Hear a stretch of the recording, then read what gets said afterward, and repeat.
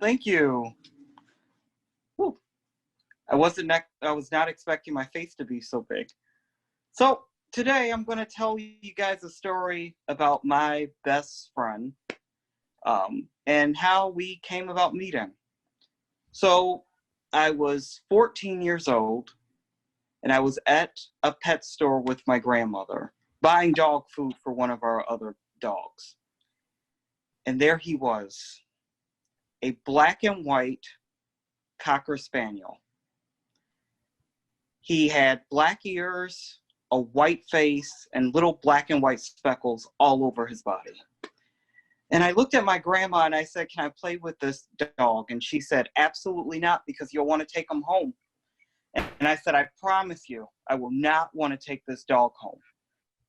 So we get him out of the crate. I played with him. And then I said, "Grandma, can I please have this dog?" And she said, "You promised me you would not ask for a dog." And I said, "I know, but look at him." And he had the cutest little tail. He was wagging. And she asked the gentleman how much the dog was. And he said, $495. Now, even as a 14-year-old, I knew that $495 was a lot of money. So I told my grandma, I said, "It's okay.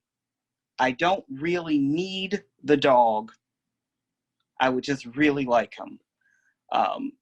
And she said, "Okay, we're going to get you this dog." My heart melted. And before we even bought a collar, I was talking to the gentleman. He said, "Well, what are you guys going to name him?" And I knew immediately his name would be Kramer. The reason his name would be Kramer is because the top of his head had this really floppy piece of black hair, kind of like Kramer from Seinfeld. So I knew he was going to be my Kramer. So we bring him home. The first night there, he slept all day and was up at about 2 a.m., whining, needing food and bathroom. So, of course, my grandmother reminded me that he was my dog, and it was my responsibility to take care of him. To which I reminded her that I also needed sleep. So 2 a.m. was a little too early for me. And that's when I was informed that he was my dog. So I got up with him. We went outside. He went to the bathroom. The first weekend was really rough.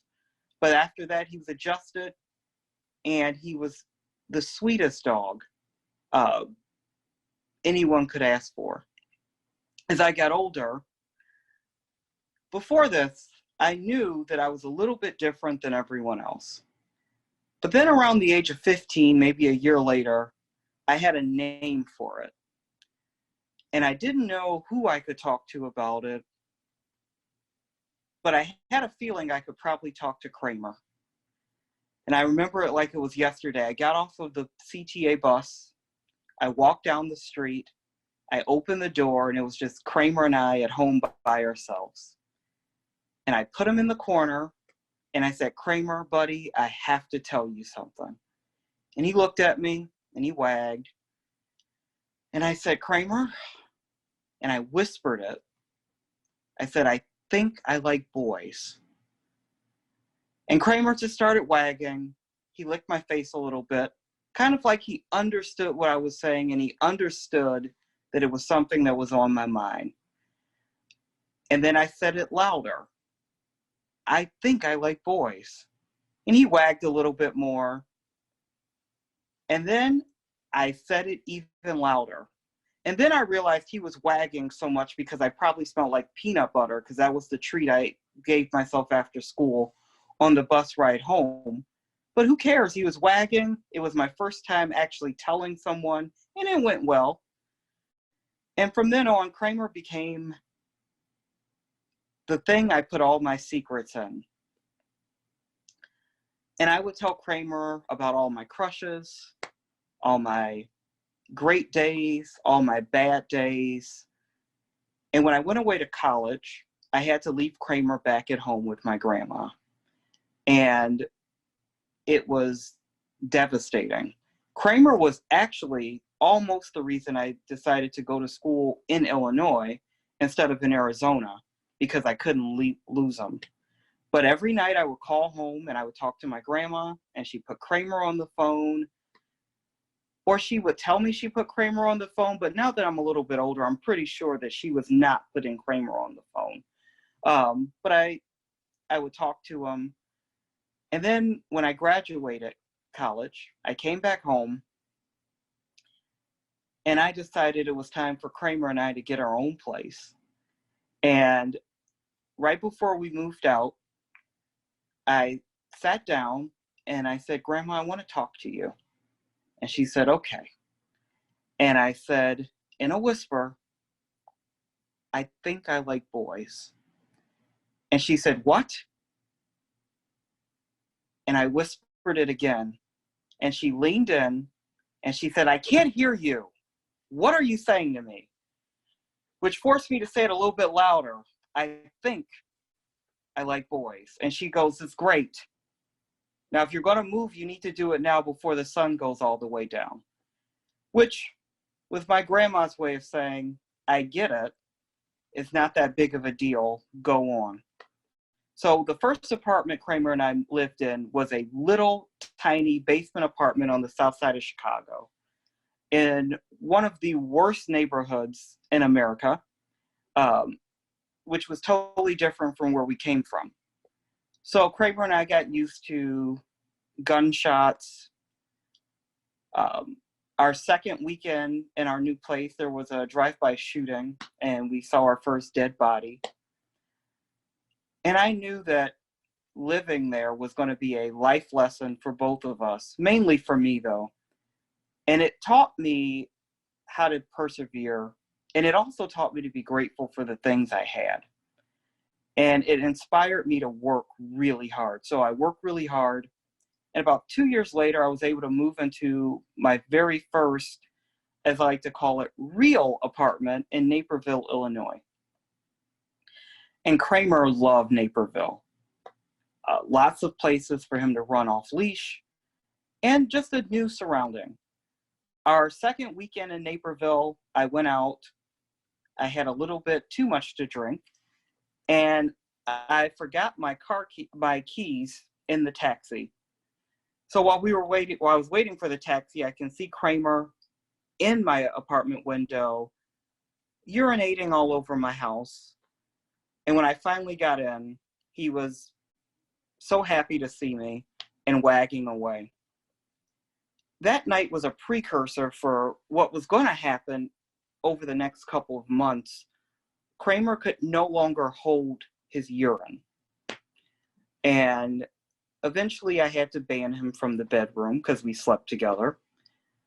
And then eventually, a couple of weeks later, I took him to the vet. And at this point, Kramer is 12 years old. He's lived a very nice life. And the vet told me that Kramer had kidney cancer. And that's the reason he could no longer hold it. And that over time, he'd be in a lot of pain, and that we had to put him down. And he asked if I wanted to do it that day. And I said, no, we haven't even discussed it yet. And he goes, okay, when do you think you'll discuss it? I said, well, today's Friday, so I don't want to ruin his day. So we'll talk about it Saturday, and I'll bring him back on Tuesday. So Saturday morning, I get up with Kramer, and we have the talk. And I thank him for his years of friendship. I thank him for being the best friend that a guy could ask for. And I acknowledge that he was in pain.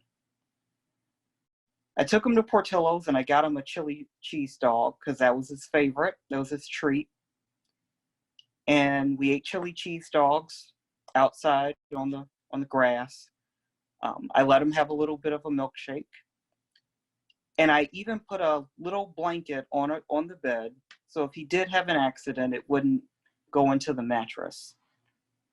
So I got up Sunday morning, and Kramer was not there.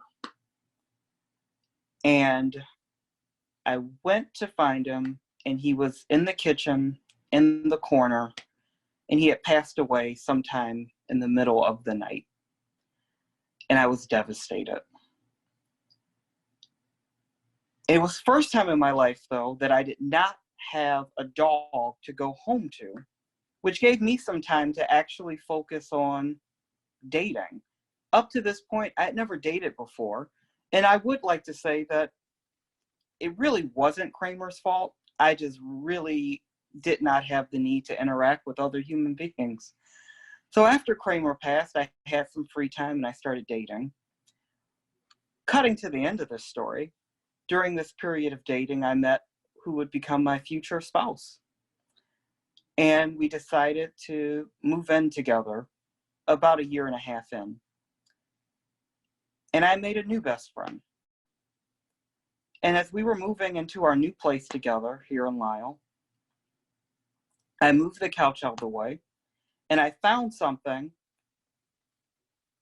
that Kramer had lost 2 years prior, his little squeaky toy, which was under the couch. And it was in that moment that I knew that my best friend was giving me permission to have another best friend. And so it is. 4 years later, I'm happily married. We have another dog, but there's still no Kramer. And I still have his Binky. And I keep it in my car, in my glove box, and it gives me good luck. Thank you for letting me share that story, guys. And thank you for listening.